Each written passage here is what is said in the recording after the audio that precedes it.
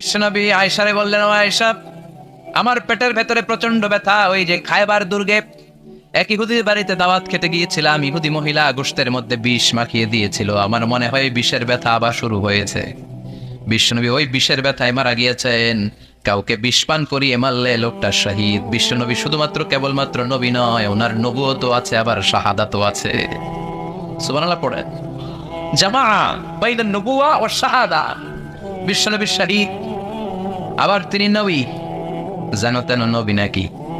শেষ নবী, সব নবীর সেরা নবী। কোন নবীর সাথে আমার নবীর কোন তুলনা চলে? এই নবীও থাকতে পারলেন না।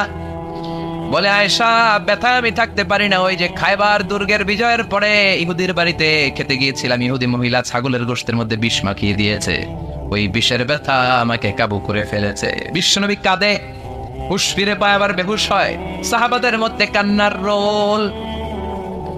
বিশ্বনবী উঠে দাঁড়াতে পারেন না, মসজিদে নববীতেও যেতে পারেন না, জামাতের নামাজের ইমামতিও করতে পারেন না। সাইয়েদনা আবু বকরকে বললেন, আবু বকর, আমার অবর্তমানে তুমি মসজিদে নামাজ পড়াও। সাইয়েদনা আবু বকর নামাজ শুরু করে দিলেন। বিশ্বনবী বললেন, আয়েশা, একটু ঠান্ডা পানি আনো। ঘেমে ঘেমে বিশ্বনবী হয়রান। পানি আনার পরে পানির ভেতরে হাত ঢুকিয়ে বিশ্বনবী ঠান্ডা হাত দুটো দিয়ে চেহারার মধ্যে এরকম মেসেজ করতে লাগলেন, মাসে করতে লাগলেন, আর বলতে লাগলেন, ইন্নালিল মাউতি লাসাকারাত। হায় রে, মরণের কি জ্বালা, মরণের কি কষ্ট আমি সহ্য করতে পারছি না।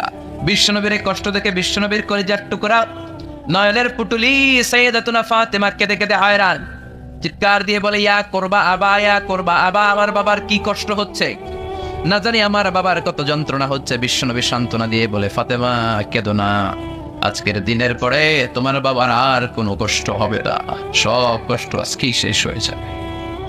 হঠাৎ সাইয়েদনা ফাতিমাতুজ জোহরার কানে কানে কি যেন বললেন, উনি কাঁদলেন। আবার কানে কানে কি যেন বললেন, উনি হাসলেন। বিশ্বনবীর ইন্তেকালের পরে মা আয়েশা জিজ্ঞেস করলেন, ও ফাতেমা, বিশ্বনবীর ইন্তেকালের দিন তোমার কানে কানে কি যেন বললো, তুমি কেঁদে দিলা কেন? আবার একটু পরে কি যেন বললা, হেসে দিলা কেন? ফাতেমা বলে, বিশ্বনবী আমার কানে কানে বলেছিল, ও ফাতেমা, ধৈর্য ধারণ করো, আমার সময় আর বেশি নাই। কারণ আলিয়াউমা আকমালতু লাকুম দীনাকুম ওয়া আতমামতু আলাইকুম নি'মাতি ওয়া রাদিতু লাকুমুল ইসলাম দীনা। ইসলামকে আল্লাহ পরিপূর্ণ করেছেন, আমি হয়তো আর পৃথিবীর বুকে থাকবো না, আমি চলে যাব রে ফাতেমা। সাইয়েদাতুনা ফাতেমা কাঁদতে শুরু করলেন। কিছুক্ষণ পর আবার কানে কানে বললেন, ও ফাতেমা, তুমি কেঁদো না, আমার ইন্তেকালের পরে আমার পরিবার বর্গের মধ্য থেকে অল্প কিছু দিনের ব্যবধানে তোমার সাথে আমার আখিরাতে দেখা হয়ে যাবে রে ফাতেমা। সাইয়েদাতুনা ফাতেমা তখন হেসে দিলেন, পড়েন আল্লাহু আকবার। ওই বিশ্বনবীও কি থাকতে পারছে নাকি? কথা কন, আপনারা পারবেন? আমরা পারবো?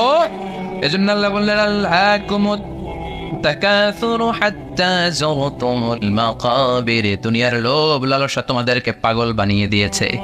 এই পাগলামি আর মোহ তোমাদের থামবে না যতদিন না তোমরা কবরের ভেতরে ঢুকবা। কার কথা? কার কথা? আলহাকুমুত তাকাসুর, বেশি বেশি চাওয়ার লোভ তোমাদের মধ্যে বাসা বেঁধেছে। বেশি বেশি পাওয়ার আকাঙ্ক্ষা আমাদের আছে না নাই? এটা আছে, ওটা চাই, নারী আছে, গাড়ি চাই, বাড়ি আছে, ওটা চাই, চাওয়ার কোনো শেষ নাই। আনলিমিটেড হিউম্যান ডিমান্ডস আছে না নাই? সনের ঘর মনে মনে কয় টিনের ঘর হলে ভালো, আল্লাহ টিনের ঘরের ব্যবস্থা করে দিল। এবার মনে মনে কয় কাঁচা পাকা দালান হলে ভালো, ওইটাও হয়েছে। তারপর ভাবে একটা পাকা দালান যদি হইতো কত ভালো হইতো, ওইটাও আল্লাহ ব্যবস্থা করে দিছে। এবার মনে মনে কয় একটা ফ্ল্যাট যদি কিনতে পারতাম, আছে না নাই? কথা বলে। সাইকেল যার আছে হুন্ডা চায়, হুন্ডা যার আছে প্রাইভেট কার চায়, প্রাইভেট কার যার আছে হেলিকপ্টার চায়, আছে না নাই? যিনি মেম্বার চেয়ারম্যান হতে চায়, চেয়ারম্যান সাহেব এমপি হতে চায়, এমপি সাহেব মন্ত্রী হইতে চায়, মন্ত্রী কি হইতে চায়? বাংলাদেশে এই সুযোগ নাই। বাংলাদেশে হয় উনি নয় উনি, এই দুই উনির বাইরে কেউ হবে? কথা কন, আরো জোরে বলেন। আল্লাহ ওনাদেরকে ভালোভাবে চালানোর তৌফিক দেখ। এই দুইটা মাই তো আমরা পাইছি না, ঠিক কিনা? এই মা যদি আম করে আগলে রাখে, আমরা সন্তানরা কোনো আপত্তি জানাবো না, কিন্তু ইসলাম দিয়ে চালাতে হবে দেশ, চিল্লায় বলো, ঠিক কিনা? এজন্য আল্লাহ বললেন, আলহাকুমুত তাকাসুর, বেশি বেশি পাওয়ার আকাঙ্ক্ষা তোমাকে পাগল বানিয়ে দিয়েছে। পাগলের মতো আমরা ছুটছি, আরো লাগবে, আরো আরো খাবো, সব আমার, এরকম একটা মানসিকতা আছে না নাই? লাগলেও চায়, না লাগলেও চায়। মোবাইল নাই, আল্লাহর কাছে কান্দে, আল্লাহ একটা মোবাইল যদি থাকতো, সবার হাতে মোবাইল, সবাই টিভি, আমি টিকতে পারি না। আছে না নাই? আল্লাহ একটা নোকিয়া সেটের ব্যবস্থা করে দিস। এবার মনে মনে কয় এরকম একটা যদি পাইতাম, টাচ মোবাইল, টাচ করলে গান বাইর হয়, আছে না নাই? আল্লাহ এটাও দিয়ে দিলে এবার কয় আল্লাহ, অনেকে দেখি পিছনে একটা আপেল থাকে, আপেল ছিল, হ্যাঁ আইফোন আপেল থাকে না, আল্লাহ একটা আপেল দরকার, আপেল, আল্লাহ একটা আপেলের ব্যবস্থা করে দিছে। এবার কয় আল্লাহ আইপ্যাড লাগবে, আইপ্যাড, এটারে কয় আইপ্যাড। এরপর আল্লাহ আইপ্যাডে দিছে, এবার কয় আল্লাহ ম্যাকবুক প্রো লাগবে, চিনো? আমার বাসায় একটা আছে ম্যাকবুক, ওইটা হাই কনফিগারেশনের কাজগুলো করার জন্য লাগে, রিসার্চের কাজে, বিভিন্ন কাজে লাগে, ওইটাও আল্লাহ দিছে। এবার কয় আল্লাহ ক্রেওয়ান সুপার কম্পিউটার লাগবে। ইউনাইটেড স্টেটস অফ আমেরিকাতে যারা মিলিটারি বেইজে কাজ করে তাদের ম্যাথমেটিক্যাল ইকুয়েশন ড্র করার জন্য ওইটা লাগে, ওইটাও দিছে। এবার কয় আল্লাহ আরেকটা লাগবে, আছে না নাই? মানুষের চাহিদার কোনো শেষ নাই। এজন্য আল্লাহ বললেন আলহাকুমুত তাকাসুরু হাত্তা যুরতুমুল মাকাবির। মানুষের অতিরিক্ত পাওয়া এই প্রাচুর্যতার লোভের কোনো শেষ নাই যতক্ষণ না মানুষ কবরে ঢুকবে, ঠিক কি না? মানুষের স্বভাব হলো আরো চাই, কি কয়? আরো চাই। এটা ফকিরের স্বভাব। কার স্বভাব? তার মানে আমরা সব ফকির নি, আমরা কি ধনীকে। জুমার দিনে দেখবেন ফকিররা কি করে, যেদিকে টাকা ওইদিকে খাওয়া মারে, যেদিকে টাকা হাত পাতে আবার ওদিকে, আবার ওদিকে, খালি চায়, লাগলেও চায়, না লাগলেও চায়, ঠিক কি না? ওই জন্য আল্লাহ বললেন ইয়া আইয়ুহান নাসু আনতুমুল ফুকারাউ ইলাল্লাহ ওয়াল্লাহু হুয়াল গানিয়ুল হামিদ। ও গোলামেরা, তোরা হলি ফকির, ধনী একজন তিনি কে। চাহিদার আমাদের শেষ নাই, আরো লাগবে, আরো লাগবে। ওর বাড়ি আছে, আমারও বাড়ি লাগবে, ওর গাড়ি আছে, আমারও গাড়ি লাগবে, ও নামাজ পড়ে, আমারও নামাজ লাগবে, এটা নেই কথা কন। ও যাকাত দেয়, আমিও দিব, এটা নেই। ওর মেয়েগুলো পর্দা করে, আমার তারাও পর্দা করামু, ওইটা নাই। কিন্তু ওর বাড়ি আছে দুইটা, আমার লাগবো তিনটা। ওর গাড়ি আছে 4টা, আমার লাগবো। ওর আছে 6 তলা বিল্ডিং, আমার কয়তলা? ইয়াতাতাওয়ালুনা feel বুনিয়ান one তারাল হুফাতাল উরাতাল আলাতা Riyasha ইয়াতাতাওয়ালুনা feel বুনিয়ান। Vishnu বললেন কিয়ামতের একটা আলামত হলো, before the day of judgment people will start to compete to construct high rises buildings in the cities. শহরে বড় বড় বিল্ডিং বানানোর প্রতিযোগিতা করবে, ঠিক কি না? বিষ্ণু বললেন যাদের পায়ে জুতা নাই, গায়ে জামা নাই, খাওয়ার মতো খাবার নাই, তারা একদিন এলাকায় ধনী হয়ে যাবে, এরকম আসার নাই। তারপর বিল্ডিং বানানোর প্রতিযোগিতা করবে আর বলবে সব আমার, আমার এলাকা, আমি এই এলাকার নেতা খেতা, আসার নাই? কিশোরগঞ্জ মনে হয় নাই প্রতিযোগিতা আছে না? কে কাছে বড় করতে পারে, হালাল না হারাম, 2 হাতে এরকম করে, আচ্ছা না নাই? মুরব্বী যারা উত্তর দেন, আজ থেকে ধরেন 30 বছর আগের কথা, কিশোরগঞ্জে বড় বড় বিল্ডিং আছিল? কথা কর, হ্যাঁ ছিল না? ঢাকায় ছিল? ছিল খুবই অল্প। এখনকার মতো ছিল এরকম বিল্ডিং? 1-2টা বিল্ডিং ছিল, কিন্তু এখন বিল্ডিং এর শেষ নাই। তার মানে বিশ্বনবী যে আলামতের কথা বলেছে, অক্ষরে অক্ষরে বলেছে, চিল্লা এখন ঠিক কি না? আরব বিশ্ব বড় বড় বিল্ডিং, একটার পর একটা টাওয়ার বানায়, এইটার চেয়ে ওইটা হতে হবে বড়, ওইটার চেয়ে ওইটা হতে হবে বড়, প্রতিযোগিতা আছে না নাই? দুবাইতে এখন যেটা আছে সেটা সবচেয়ে বড়, বুর্জ খলিফা, নাম শুনছেন? বুর্জ আল খলিফা 170 তলা উঁচু, 1000 মিটার উঁচু। এটা কয় হাজার মিটার? তার মানে 1 কিলোমিটার উঁচা। তাকাইতে পারবেন? টুপি পরে যাবে পিছনে, ঠিক কিনা?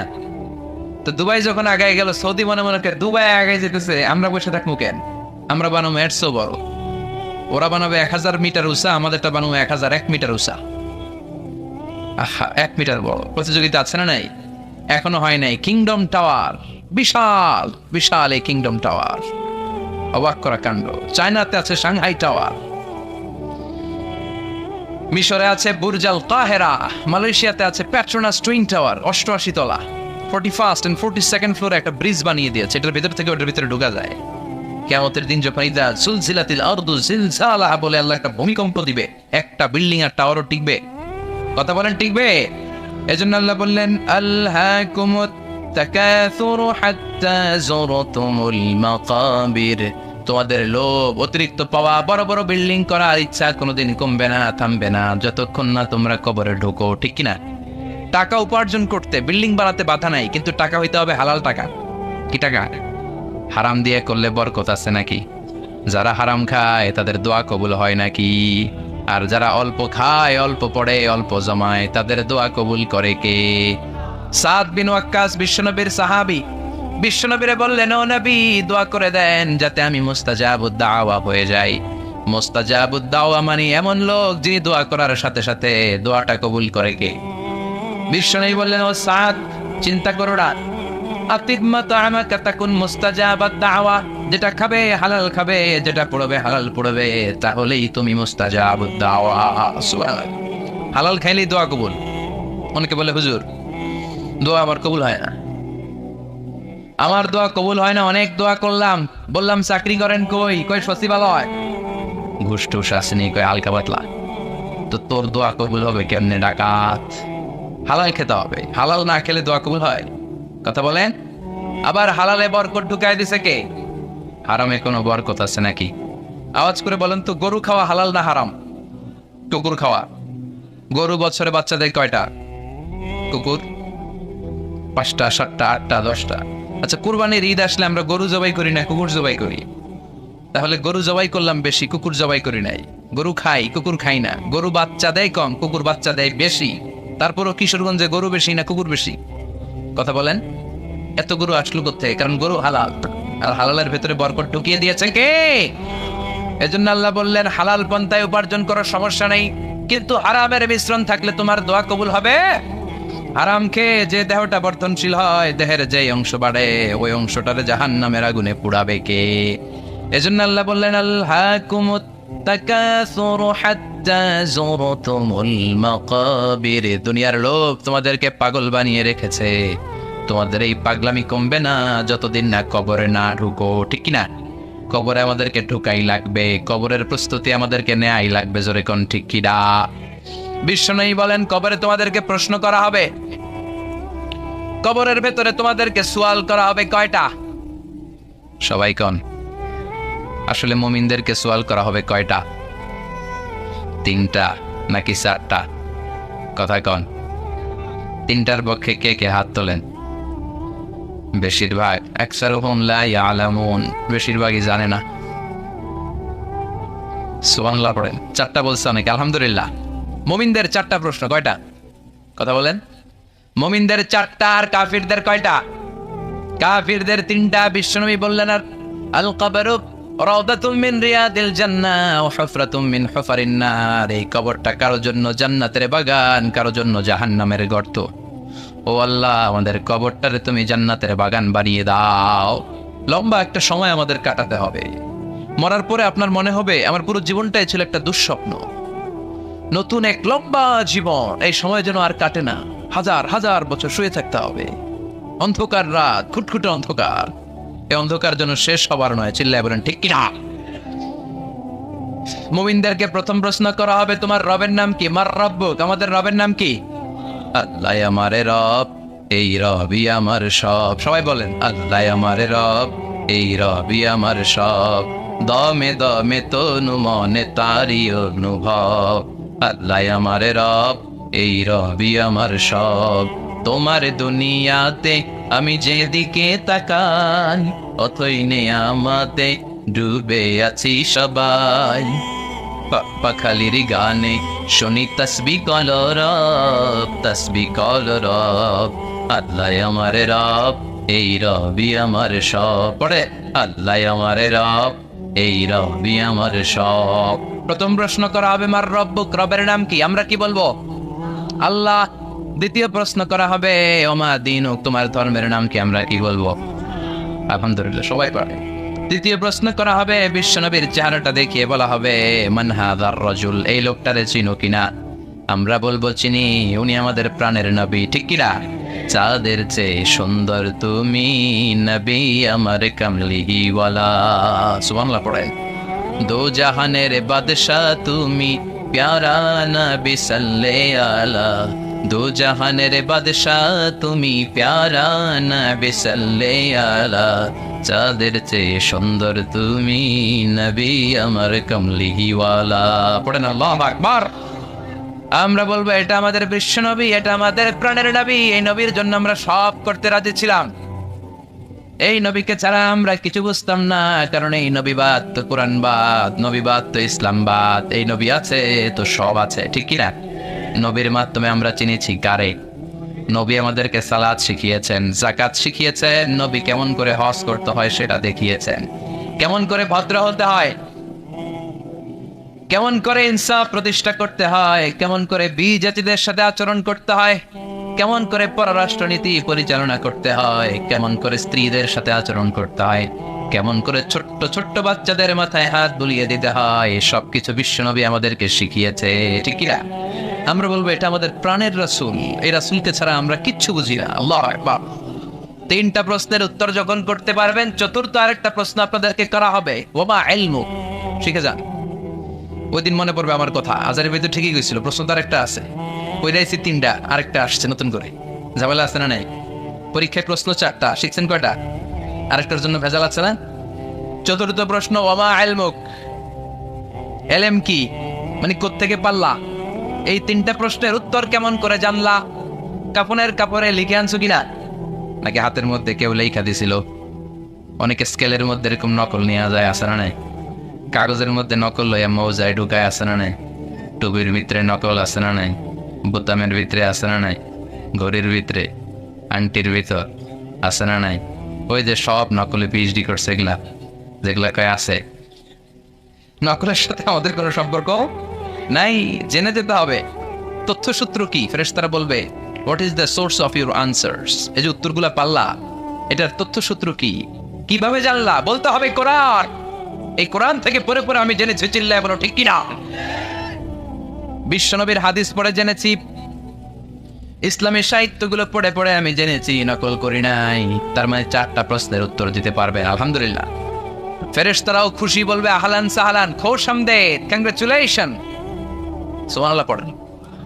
ফায়ুফসাহু লাহু কবরুহু, তার কবরটারে ৭০ যিরাআন, ৭০ হাত লম্বা করে দেয়া হবে। ইফতাহু লাহু বাবুন ইলাল জান্নাহ, জান্নাতের দিকে একটা দরজা করে দেয়া হবে। জান্নাতের সুঘ্রাণ, জান্নাতের এয়ার কন্ডিশনের ঠান্ডা ঠান্ডা বাতাস তার কবরটারেও ঠান্ডা করে দিবে। ইলবাসু মিন লিবাসি আহলিল জান্নাহ, জান্নাতের দুটা পোশাক তারে পরিয়ে দেয়া হবে। আর বলা হবে, নাউম কা নাউমিল আরুস, বর যেমনি বাসর রাতে কনেকে নিয়ে আনন্দের ঘুম দেয়, তুমি এরকম একটা ঘুম দাও। সুবহানাল্লাহ পড়ে।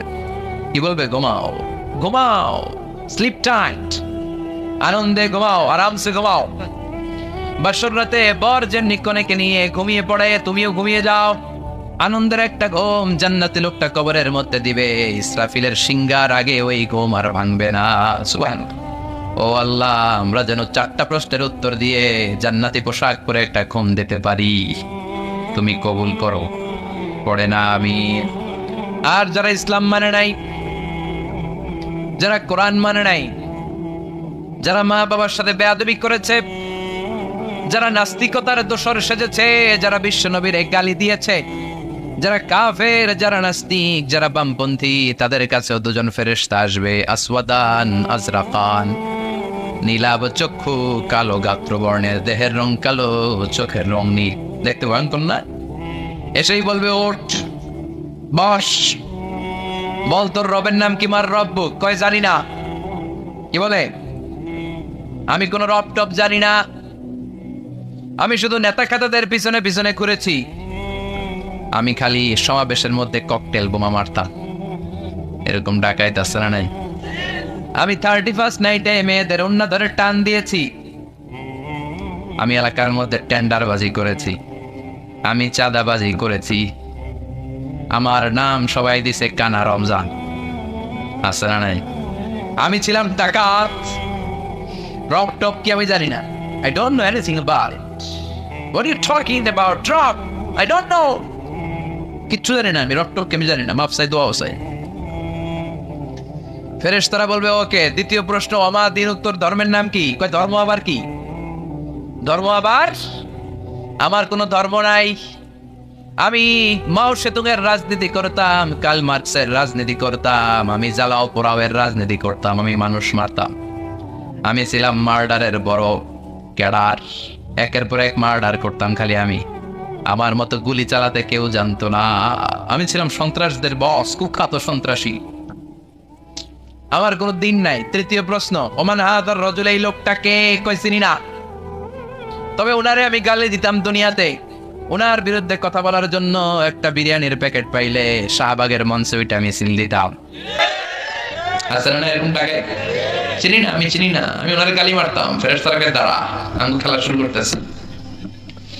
তিনটা প্রশ্নের উত্তর যখন দিতে ব্যর্থ হলো, ফেরেশতারা বলবে হায় আফসোস, লা দারাইতা ওয়ালা তালাইতা, কিছুই তো পারলি না তুই, কপাল পোড়া টাকা, কিছুই পারলি না, এখন তোর কি হবে?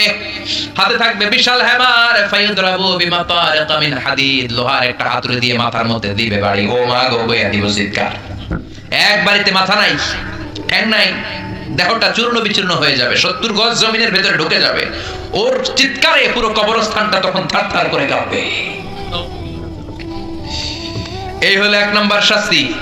2 নম্বর শাস্তি, দেহটা আবার মিলে যাবে, আবার হাতুড়ি দিয়ে বাড়ি, আবার ও মা গো বলে চিৎকার, আবার দেহটা ফিট হয়ে যাবে। জমিনকে বলা হবে ইয়া আরদু ইলতাইমি, ও জমিন তুমি 2 দিক থেকে এই টাকাটারে চাপা দাও। জমিন চাপা দিবে, ক্লাপস করবে, ডান দিকের পাজর বায়ে চলে যাবে, বাম দিকের হাড্ডি ডান দিকে আসবে, পুরো দেহটা পাউডার হয়ে যাবে।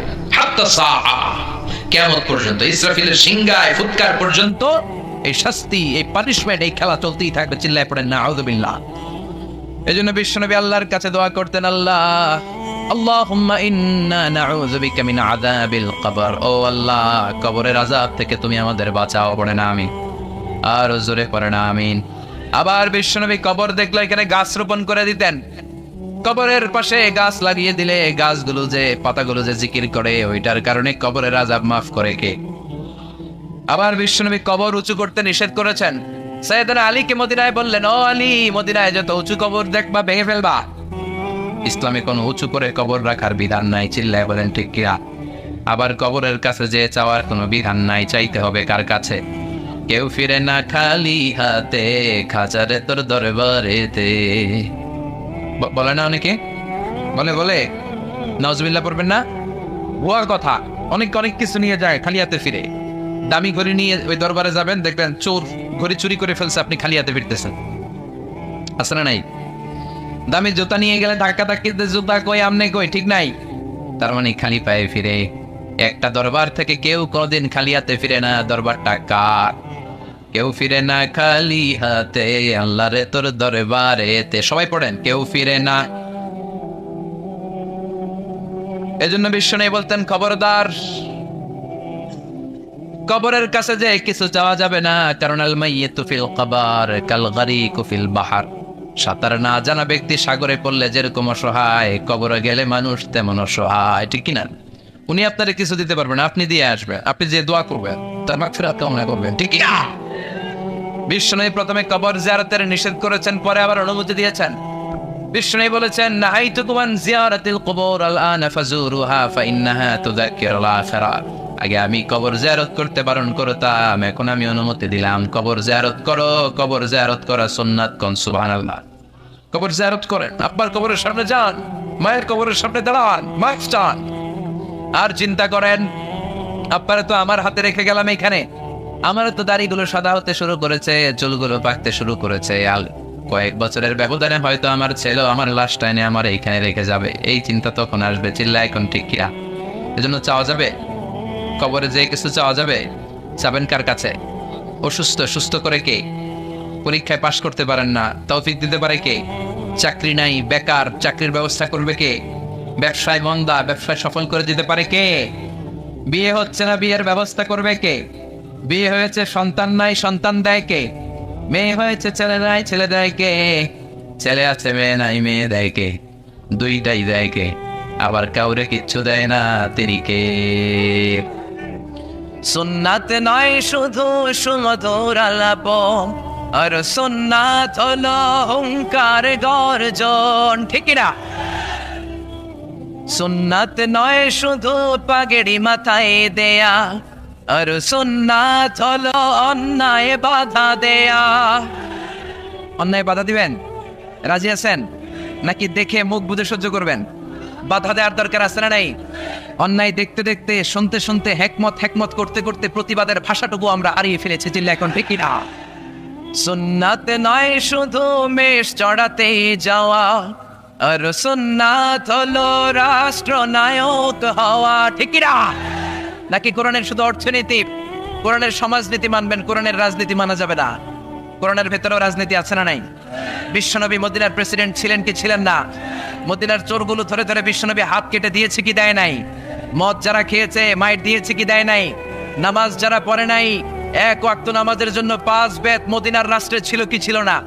আজকেও যদি আমার দেশের প্রধানমন্ত্রী, প্রিয় প্রধানমন্ত্রী ঘোষণা দিয়ে দেয় কালকে থেকে একটাও বেনামাজি থাকতে পারবে না, এক ওয়াক্ত নামাজ মিস হলে 5টা করে বেতের বাড়ি, বক্তা সাহেব বক্তব্য দেওয়ার পর নামাজ না পড়লে বক্তার পিছনে 5 বেত আছে না নাই? আপনারা কইছেন, আমি কই নাই, আমার কোনো দোষ নাই। এই নিয়মটা যদি হতো, বিশ্বনবী বলেছেন ইন্নাল্লাহা মা ইয়াযাউ বিস সুলতান লা ইয়াযাউ বিল কুরআন, আল্লাহ মাঝে মাঝে ক্ষমতার প্রয়োগে সমাজে যা করান ওটা কোরআন দিয়েও করায় না। এজন্য প্রধানমন্ত্রী মাইরের ঘোষণা দিবে আর আমরা ওয়াজ করে যাব, মাইর আর ওয়াজ দুইটার বিনিময়ে বাংলার জমিনে ইসলাম কায়েম করায় দিবে কে? আমরা সারা জীবনে ওয়াজ করে যেটা করতে পারবো না, ক্ষমতার মসনদ থেকে একটা অর্ডার আসলে বাংলাদেশে ইসলাম কায়েম হয়ে যাবে। সুন্নাত নয় শুধু মেষ চড়াতে যাওয়া, আর সুন্নাত হলো রাষ্ট্রনায়ক হওয়া। মহাব্বতে তার সুদিনের সাথী তুমি, দুর্দিনেও তার পাশে থাকো কি? আরো কিছু সুন্নাত আছে তুমি জানো কি? জানলেও জীবনে কখনো তা মানো কি? সুন্নাত নয় শুধু দাওয়াতের মেহমান, ঠিক না? সুন্নাত নয় শুধু খাওয়া শেষে মধুপান, আরো কিছু সুন্নাত আছে তুমি জানো কি? জানলেও জীবনে কখনো তা মানো কি? চিল্লায় বলেন ঠিক কিনা? এজন্য অর্ধেক মানবেন না পুরাটা? 3-এর 2 মানবেন না পুরা? 4-এর 3 মানবেন না পুরা? পুরা কোরআন যদি মানেন তবেই আপনি মুমিন, আধা আধা মানলে মুমিন নয়। তা আপনারা কি? যদি আধা আধা মানেন তাহলে মুমিন নন, তাহলে তারা কি? আফাতুমিনুনা বিবাদিল কিতাব ওয়া তাকফুরুনা বিবাদ, কিছু মানবা কিছু ছাড়বা, মুমিন নও তুমি কাফের। চিল্লা এখন ঠিক কি না? তার মানে এমন কিতাব পড়লে সওয়াব, ধরলে সওয়াব, শুনলে সওয়াব, মানলে সওয়াব, এই কোরআনের জন্য মরলেও সওয়াব, মরলেও সওয়াব আসরাডাই। কোরআনের জন্য আমাদের ভাইয়েরা মরে কি মরে না? রক্ত দেয় কি দেয় না? কত রক্ত লাগবে তোমাদের? আমাদের কাছে টাটকা রক্ত আসরাডাই। জোরে বলেন। ফু দিয়ে কোরআনের আওয়াজকে নিভাতে চায়। কোরআনটা মোমবাতি নয় যে ফু দিয়ে নিভানো যাবে, কোরআনটা কপির বাতি নয় ফু দিয়ে নিভানো যাবে, কোরআনটা গ্রামের চারাক বাতি নয় তুমি ফু দিয়ে নিভায়ে দেবা। এই কোরআনটা হচ্ছে ইলেকট্রিক্যাল বাতি, এটা সুইচ অফ করে নিভাতে হয়, আর সুইচটা কার হাতে? এজন্য আল্লাহ বলেন খবরদার, ইউরিদুনা লিইউতফিউ নূরাল্লাহি বিআফওয়াহিহিম ওয়াল্লাহু মুতিম্মু নূরিহি ওয়ালাউ কারিহাল মুশরিকুন। কোরআন বিদ্বেষীরা, ইসলাম বিদ্বেষীরা কোরআনের আলোকে ফু দিয়ে নিভিয়ে দিতে চায়, কিন্তু কোরআন তো মোমবাতি নয় যে ফু দিয়ে নিভানো যাবে। কোরআনের বাতিকে কিয়ামত পর্যন্ত জ্বালিয়ে রাখবে কে? আজ পর্যন্ত কেউ নিভাতে পারে নাই, পারবেও না। চিল্লা এখন ঠিক কিনা? কোরআনের বাতি নিভাইতে আসলেও নিজেই নিভে যায়। চিল্লায় বলেন ঠিক কিনা? আপনি এক জায়গায় কোরআনের আওয়াজকে স্তব্ধ করে দিবেন, আর 10 জায়গায় কোরআনের আওয়াজ গর্জে উঠবে। আপনি এক জায়গায় মুফাসসিরকে আটকায় রাখবেন, 10 জায়গায় মুফাসসিররা ইসলাম কায়েম করে ফেলবে। এক মুফাসসির কারাগারে তো লক্ষ মুফাসসির ঘরে ঘরে। চিল্লায় বলেন ঠিক কিনা? ময়দানে ময়দানে মুফাসসিরদের হক কথাগুলো আছে না নাই? ইসলামের কান্ডারি আজও বাংলার জমিনে আছে না নাই? সিংহকে জেলে বন্দী করলেও সিংহের বাচ্চাগুলো আছে না নাই? মনে রাখতে হবে, সিংহের বাচ্চা হলেও সেগুলো সিংহ, সেগুলো বানর নয়। সিংহের বাচ্চা হলে সেগুলো সিংহ, সেগুলো শিয়াল নয়। সিংহের বাচ্চা যেগুলো সেগুলো আর একটা সিংহ। চিল্লায় বলেন ঠিক কিনা? সময় মতো ওই সিংহের গর্জনে পুরো বন কেঁপে কেঁপে উঠবে। চিল্লায় বলেন ঠিক কিনা? এজন্য আল্লাহ বলেন এই কিতাব পড়লে সওয়াব, ধরলে সওয়াব, শুনলে সওয়াব, এই কিতাব মানলে সওয়াব, এই কিতাবের জন্য মরলেও সওয়াব আছে না নাই? মরতে রাজি আছেন? রাজি আছেন মরতে? কোরআনের জন্য মরলে আপনি মরবেন না, আজীবনের জন্য জীবিত থেকে যাবেন। ঠিক কি না? ওয়ালা তাকুলু লিমান ইয়াকতালু ফি সাবিলিল্লাহি আমওয়াত বাল আহইয়াউ ওয়ালাকিন লা তাশউরুন। আল্লাহ সতর্ক বাণী দিয়ে বললেন খবরদার, কোরআনের রাজ কায়েম করতে যে আমার জমিনে যারা রক্ত ঢাললো, কোরআনকে মসনদে বসাতে যে, কোরআনের সমাজ প্রতিষ্ঠা করতে যে যারা জীবন দিল, তাদেরকে তোমরা মৃত বলো না। সুবহানাল্লাহ, তারা জীবিত। কিয়ামতের দিন তারা সবুজ পাখি হয়ে জান্নাতের আনাচে কানাচে ঘুরে বেড়াবে। চিল্লায় পড়েন আল্লাহু আকবার। এজন্য কিতাব পড়লে সওয়াব, ধরলে সওয়াব, শুনলে সওয়াব, মানলে সওয়াব, কিন্তু কেমন করে পড়বো তারও একটা নিয়ম আছে না নাই? কথা বলে, আপনি কেমন করে পড়বেন, কোত্থেকে কোরআন পড়বেন, এই ব্যাপারে গাইডলাইন, দিক নির্দেশনা কোরআনের ভেতরে দিয়েছে কে? আল্লাহ বলেন ফাকরাউ মা তায়াসসারা মিনাল কুরআন। আমি আমার কোরআনকে এত সহজ করে দিলাম, কোরআনের যে দিক দিয়ে মনে চাই তুমি পড়ো, কবুল করে নিবে কে? আমরা যে কোরআনটা পড়ি এটা রিওয়ায়াত হাফসান আসিম, আরো অনেকগুলা কেরাত আছে, 7 কারি 14 রাবি, যেটা দিয়ে আপনি পড়েন আপনার তেলাওয়াতকে কবুল করে নিবে কে? আমরা পড়ি মালিকি ইয়াউমিদ্দিন, কোন কেরাতে আছে মালিকি ইয়াউমিদ্দিন। আমরা পড়ি সিরাতাল মুস্তাকিম, ওয়ারশের কেরাতে আছে, কুম্বুলের কেরাতে আছে সিরাতাল মুস্তাকিম। যেই কোন কেরাত দিয়ে আপনি পড়েন না কেন, কবুল করে নিবে কে? এজন্য আল্লাহ বললেন কোরআন পড়ার নিয়ম হলো যে দিক দিয়ে মন চায় পড়বা, কিন্তু পড়ার আগে ওযু করবা, আর পড়া শুরু করার আগে শয়তানের ব্যাপারে পানাহ চাওয়ার দরকার আছে না নাই? ফাইদা قرأت القرآن فاستعذ بالله من الشيطان الرجيم পড়েন আউযু বিল্লাহি মিনাশ শাইতানির রাজিম বিসমিল্লাহির রহমানির রহিম। আপনি ওযু করলেন, আউযু বিল্লাহ পড়লেন, বিসমিল্লাহ পড়লেন, তারপরে আল্লাহ বলে ওয়ারাত্তিলিল কুরআনা তারতিলা। কোরআনকে মন গড়া তেলাওয়াত করা যায় না, যেমন খুশি সুর দিতে মন চায় তেমন সুর দেয়া যায় না। কোরআনকে তারতিলের সাথে, তাজবিদের সাথে, তাহসিনের সাথে পড়ো, কবুল করে নিবে কে? আবার বিশ্বনবী বললেন মান লাম ইয়াতাহান্না বিল কোরআন ফালাইসা মিন্না। আমার যে উম্মত সুর করে কোরআন পড়ে না, ও আমার উম্মত হতে পারে। অনেকে বলে হুজুর আমার সুর নাই, আমি কেমনে পড়বো? আপনারও সুর আছে, আপনার যেটা আল্লাহ দিয়েছে ওইটাই আপনার সুর। সুর নাই কে বলছে? টয়লেটে ঢুকলে বোঝা যায় কত সুর। বাথরুমের ভিতরে বাথরুম সিঙ্গার আছে না নাই? বাথরুমে কাপড় খাসতে গেলে দেখবেন সব আইব বাচ্চা হয়ে যায়, সব জেমসের গান শিখা ফেলায়, এরকম সিঙ্গার বাংলাদেশে আছে না নাই? তার মানে সবার গলাতেই আল্লাহ সুর দিয়েছে, তাল দিয়েছে, লয় দিয়েছে। আপনার যেটাই আল্লাহ দিয়েছে ওইটারই শুরু করে পড়েন। আবার বিশ্বনবী বললেন মন গড়া সুরে পড়বা না। ইকরাউ বিলুহুনিল কুরআনি ওয়া আসওয়াতিহা, ইকরাউ বিলুহুনিল আরাবি ওয়া আসওয়াতিহা। আরবদের লাহানে, আরবদের টিউনে, আরবদের ভয়েসে যদি তুমি কোরআন পড়ো, কবুল করে নিবে কে? শাইখ আব্দুর রহমান as-সুদাইসির কণ্ঠে যদি ভালো লাগে ওইটা নকল করবেন, ওইভাবে পড়বেন। শাইখ সুরাইবের কণ্ঠে পড়ার চেষ্টা করবেন, মন গড়ার সুরে নয়। মিষ্টি সুর ভালো লাগে, মিশারি রাশেদ আল আফাসের সুরে পড়েন, শাইখ আইয়ুব বিন ইউসুফের সুরে পড়েন, কবুল করে নেবে কে? চিল্লায় বলেন কে? এই কিতাব যেন তেন কিতাব নয়, এমনি এমনি আল্লাহ বলে নাই বাল হুয়া কুরআনুম মাজিদ। শুধু শুধু এমনি বলে না এটা কোরআনে মাজিদ। এই কোরআনটা এমন কোরআন, এই কোরআন তেলাওয়াত করলে মুমিনদের অন্তরে ঈমান বাড়ায় দেয় কে? হুজুরে বলেন ওয়া ইযা তুলিয়াত আলাইহিম আয়াতুহু যাদাতহুম ঈমানা ওয়া আলা রাব্বিহিম ইয়াতাওয়াক্কালুন। আল্লাহর কোরআনের তাফসীর যখন করা হয় তখন মুমিনদের ঈমান বাড়ায় দেয় কে? মুমিনদের সামনে কোরআনের তেলাওয়াত যখন করা হয় তখন মুমিনদের ঈমানকে বাড়িয়ে দেয় কে? এই কোরআন পড়বেন আপনার ঈমান বেড়ে যাবে, এই কোরআন পড়বেন আপনি সুস্থ হয়ে যাবেন। কারণ কোরআনের আরেক নাম হচ্ছে শিফা। কোরআনের ভেতরে শিফা দিয়েছে কে? জোরে বলেন। সূরাতুল ফাতিহার আরেক নাম সূরাতুশ শিফা, আছে না নাই? আমরা অসুস্থ হলে এইটা করি ওইটা করি, বিশ্বনবী ঝাড়ফুঁক করতেন। আঙ্গুলে একবার বল্লা পোকা কামড় দিল, আয়েশারে বললেন লবণের পানি গরম করে ঢালো, লবণের মধ্যে আছে সোডিয়াম ক্লোরাইড। আর বিশ্বনবী এই কোরআনুল কারীমের সর্বপ্রথম যে সূরাটা, সূরাতুল ফাতিহা তেলাওয়াত করে ফু দিতে আরম্ভ করলেন। পড়েন আলহামদুলিল্লাহি রাব্বিল আলামিন আর রহমানির রহিম। মায়েশার লবণের পানি ঢালা শেষ, বিশ্বনবীর সূরা ফাতিহা তেলাওয়াত শেষ, বিশ্বনবীর আঙ্গুলের ব্যথাও শেষ। মায়েশা বললেন ইয়া রাসূলুল্লাহ আপনি নবী মানুষ, ফু দিলেই ভালো হয়ে যায়, আমারে কষ্ট দিলেন কেন? আমার লবণের পানি বসাইতে বললেন কেন? বিশ্বনবী বললেন আয়েশা লবণের পানি দিয়ে চিকিৎসা হয়, আর সূরাতুল ফাতিহা দিয়ে রুকিয়া হয়, ঝাড়ফুঁক। ঝাড়ফুঁক আর চিকিৎসা দুইটার সমন্বয়ে রোগ ভালো করে দেয় কে? কেউ যেটা পারে না পারে কে? কেউ যেটা দেয় না দেয় কে? এজন্য কোরআনের মধ্যে শিফা আছে, শিফা আছে। ফু দিলেই সুস্থ, কিন্তু ওই ঈমানটা আমাদের লাগবে, ওই ইখলাসটা আমাদের লাগবে, ওই সিনসিয়ারিটি লেভেল যদি আপনি নিজের মধ্যে নিয়ে আসতে পারেন, সূরাতুল ফাতিহা পড়ে ফু দিল দুরারোগ্য ব্যাধি থেকে আপনারা সুস্থ করে দিতে পারে কে? এজন্য আল্লাহ বলেন অনুনাজ্জিলু মিনাল কুরআনি মা হুয়া শিফাউ ওয়া রাহমাতুন লিল মুমিনিন ওয়া লা ইয়াজিদুয যালিমিনা ইল্লা খাসারা।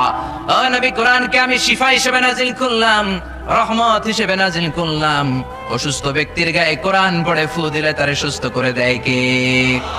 ইবনে মাজাহ শরীফ একটা হাদিসের কিতাব, এই হাদিসের কিতাবে একটা বাবই আছে, বাবুল ইস্তিশফা বিল কোরআন, খায়রুদ দাওয়া আল কোরআন। যে জিনিস দিয়ে তোমরা সবচেয়ে বেশি চিকিৎসা নিতে পারো, শিফা নিতে পারো, সেটার নাম হচ্ছে কোরআন। চিল্লায় বলেন সেটার নাম কি? কোরআন। আরো জোরে বলেন না, সেটার নাম কি? কোরআন। বিপদের সময় এই কোরআন পড়লে বিপদ থেকে আপনারা মুক্ত করবে কে? আপনাকে ডাকাত ধরেছে, আপনাকে ছিনতাইকারীরা ধরেছে, আপনি সূরা ইয়াসিনের প্রথম 9 আয়াত তেলাওয়াত করেন, আপনারে বিপদ মুক্ত করে দিবে কে? আল্লাহ। ডাকাতদের চোখকে অন্ধ করে দিবে কে? আল্লাহ। আমি নিজে প্রমাণ। চাঁদপুর থেকে আমি ফিরতেছিলাম গভীর রাত, গ্রামের ভেতর দিয়ে পিচ ঢালাইয়ের রাস্তা, ডান দিকে একটা টার্ন নেওয়ার পরেই দেখি সামনে গাছ ফালানো, বুঝলাম ডাকাত চাচারা বসে আছে। ডান দিক থেকে বাম দিক থেকে টর্চ মারে, ভয় পেয়ে গেলাম, ঘটনা কি? নিশ্চয়ই ডাকাত। আল্লাহর নাম নিলাম, বিপদে পড়লে একজনের নাম নিতে হবে, তিনি কে?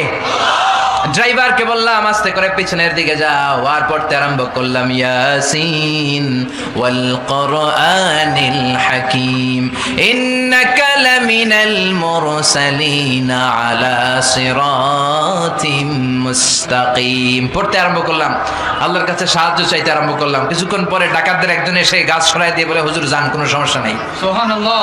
সুবহানাল্লাহ কইতে পারলেন না? এটা কোরআনের মুজিজা। এটা কার মুজিজা? যাবেন কার কাছে? মনে থাকবে নাকি মাজারে যাবেন? কিশোরগঞ্জে তো মাজার নাই না? কম না? একেবারে হ্যাঁ কম না? ভণ্ডামি নাই তো? ওই যে লাল শালু দিয়ে রাখে, মাথায় চুল জট পাকায় রাখে, মাজারের উপরে মশারি দেয়, আগরবাতি দেয়, আছে আছে। অনেক এলাকায় মাজারের উপরে মশারি টাঙায় রাখে, আছে না নাই? কেন মশারি দেয়? মশা কামড়ায়? ব্রাহ্মণবাড়ি আছে মাজারে মশারি দেয়, দেখবেন ওর বাপের মশাই খায়, মারে মশাই খায়, ওর মায়ের ডেঙ্গু, ওর বাপের ডেঙ্গু, বাপের মশারি না দিয়ে বাবারে মশারি দিছে। মাজারে আবার মোমবাতি লাগে, আছে না নাই? কারণ কি? আল্লাহর ওলি দেখে না নিচে গেছে নাকি? কপাল পোড়া। এই মোমবাতি গুলো গরিবদের হাতে তুলে দেবেন।